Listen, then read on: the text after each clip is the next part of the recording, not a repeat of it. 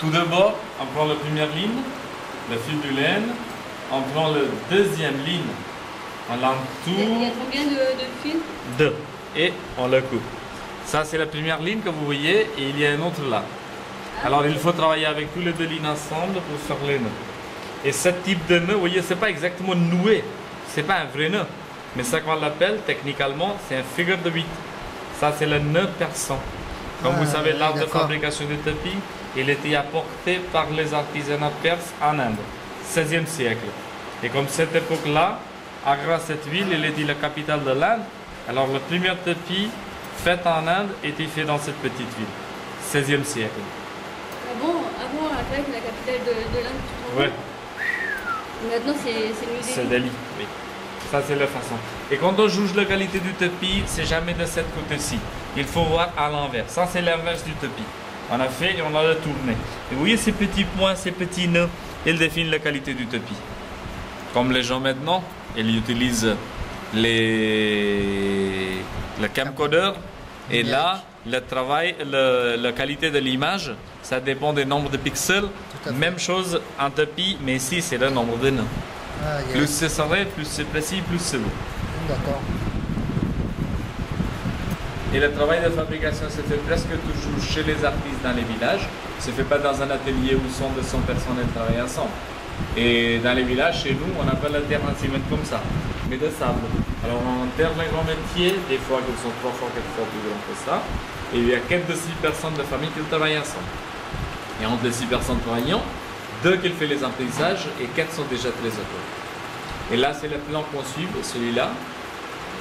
Et celui-là, le carton, le plan. Ça, c'est le plan pour le centre du tapis. Et on a un autre plan pour le bordure. Ça, c'est le plan pour le bordure. C'était ça le plan. Ah, yes. Ça, c'est le plan pour le centre du tapis. Et ça, c'est pour le bordure. Alors, avec ces deux plans, on a essayé de choisir la bonne couleur et le bon endroit. Ah, d'accord. Et ça fait combien de temps qu'il est commencé ce tapis? Par exemple, une taille comme celui-là, une taille comme celui-là, ça prend avec une personne environ 2 mois et demi pour le faire. 2 mois et demi. Pour faire une taille comme celui-là, qui est 120 par 180 de taille. Quand c'est encore plus grand, plusieurs personnes qui travaillent ensemble. Par exemple, ça c'est une taille 150 par 210, 2 personnes travaillent.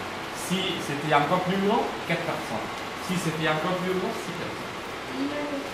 Et les dessins se spécialisent à Agra, on appelle ça les dessins Mughal. Ce sont les dessins inspirés du Taj Mahal et de Fort d'Agra. Ça, c'est notre spécialité. Et les tapis originaux qui étaient faits à l'époque, à 16e et 17e siècle, maintenant on peut les trouver dans le monde entier, dans les musées. Aussi en France. Un musée des arts décoratifs à Paris, un musée d'industrie à Lyon. Et on suit toujours les motifs anciens, mais avec le petit changement. Et tout le travail, c'est-à-dire commençons à faire le blanc, les nœuds, le lavage et la goutte, tout c'est fait à la main, rien avec la machine. Cette plan, c'est pas imprimé. On a utilisé, on a dessiné, on a utilisé les couleurs d'eau. Est-ce qu'on peut dire que cette machine, elle est assez moderne? Non, actuellement, dans le monde entier, la meilleure qualité du tapis et la meilleure façon de faire le tapis, c'est le nœud perse. Et comme l'art de fabrication de tapis en Inde, il était apporté par les artisans perses, on suit le nœud persan. Alors, le nœud persan, c'est la meilleure façon de faire les nœuds. D'accord. Si, quand on fait les montagnes, on utilise exactement le même type de nœud. Et aussi dans les bateaux, pour les bateaux. Ça, c'est un type de nœud qui donne plus de nombre. Et le deuxième, c'est le nœud turc. Et le troisième, c'est les petits parties comme Maroc, Égypte, nord de l'Afrique. Ça, c'est le troisième et le plus petit. Le parti plus petit. D'accord. Les tapis Chine ne sont pas comparables avec les tapis de l'Inde ou d'Iran ou du Pakistan. C'est très haut niveau à propos du travail fait à la main. Les tapis de Chine aussi, ils font les tapis, mais ils font plutôt les tapis qu'on appelle hand tufted. C'est un mélange de main et la machine ensemble. D'accord. Alors que là, c'est 100% main. Oui, 100% main et ça c'est comme des tapis persans. Si vous prenez un tapis de l'Inde et si vous dites ça c'est un tapis de Perse, personne ne peut dire le contraire parce que la façon de savoir quel type il est fait, on prend un nœud et on voit comment il est fait. Et ça, c'est le nœud persan comme un figure de vie. Le monsieur là qui travaille sur son tapis, est-ce que depuis combien de temps il travaille depuis quelles années?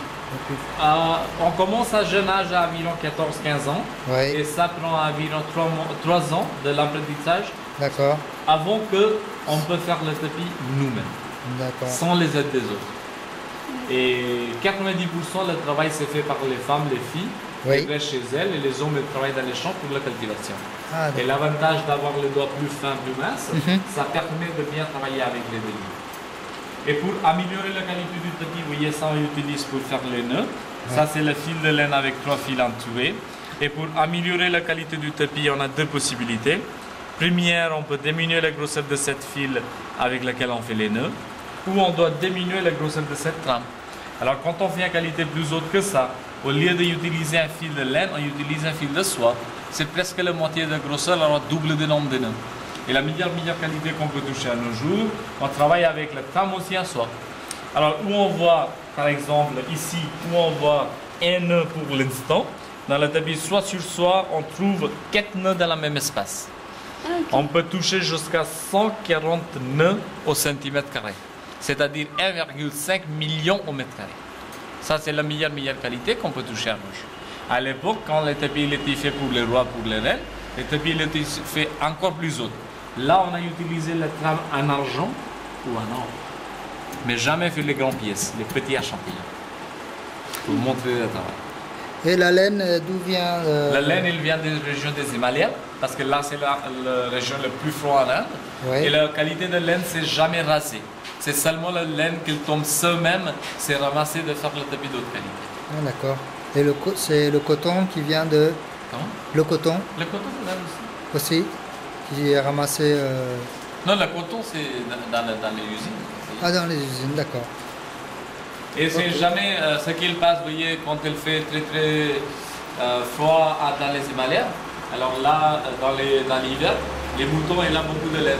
Alors ils se grattent quand l'été vient, ils se grattent contre les roches. Et le laine qu'ils tombent sur eux, c'est ramassé. Bah, merci beaucoup. Hein?